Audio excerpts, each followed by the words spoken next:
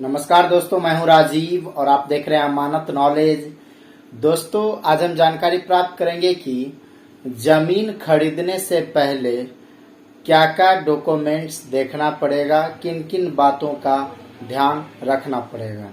दोस्तों, इसी को जानेंगे और जानने से पहले आप हमारे चैनल पर नए हैं तो चैनल को सब्सक्राइब कर लीजिए और बेल आइकन प्रेस कर दीजिए, क्योंकि जमीन संबंधित नॉलेजेबल वीडियो मैं आपके लिए लाता रहता हूँ।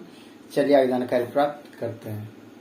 तो दोस्तों, जमीन संबंधित जो भी दस्तावेज होते हैं उसको जानते हैं, और जब जमीन हम खरीदना चाहते हैं, किसी भी जमीन की खरीदारी करते हैं, तो उसका जो दस्तावेज है उसे हम कैसे चेक करेंगे, क्या क्या देखेंगे, इन बातों को जानते हैं। दोस्तों, यदि जमीन खरीदते हैं तो सबसे पहले उसका मूल दस्तावेज देखिए। मेन जो दस्तावेज होता है, मेन पेपर, वो होता है या तो खतियान होगा या फिर केवाला होगा, अर्थात जमीन रजिस्ट्री का पेपर, या फिर दानपत्र हो सकता है। तो इस तरह से दस्तावेज हो सकते हैं, या तो केवाला होगा या तो खतियान होगा या दानपत्र होगा। उसके बाद है उस जमीन का क्या दाखिल खारिज हो रखा है, क्या उसका जमाबंदी कायम है, तो आपको उसका लगान रसीद देखना होगा और वर्तमान समय का लगान रसीद कटा हुआ होना चाहिए, ये देखना है।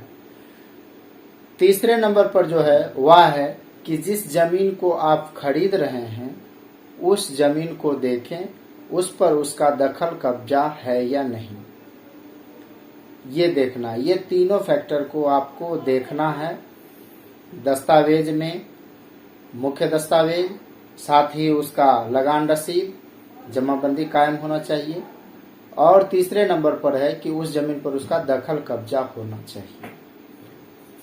ये तीनों चीज सही है तो ही आप जमीन खरीदारी करें। और हाँ, आपको दस्तावेज दिखाया जा रहा है तो कंफर्मेशन के लिए आप उस मौजा के राजस्व कर्मचारी से एक बार जरूर मिलें। जिस मौजा के जमीन को आप खरीद रहे हैं उस मौजा के राजस्व कर्मचारी से एक बार जरूर मिलें उस दस्तावेज के साथ, और उन्हें बताएं, दिखाएं, उनसे अनुरोध करें कि इसके विषय में क्लैरिफिकेशन दें कि इस जमीन में किसी प्रकार की दिक्कत तो नहीं है। वहां से आप कंफर्म हो जाएं, तब ही जमीन आप खरीदें।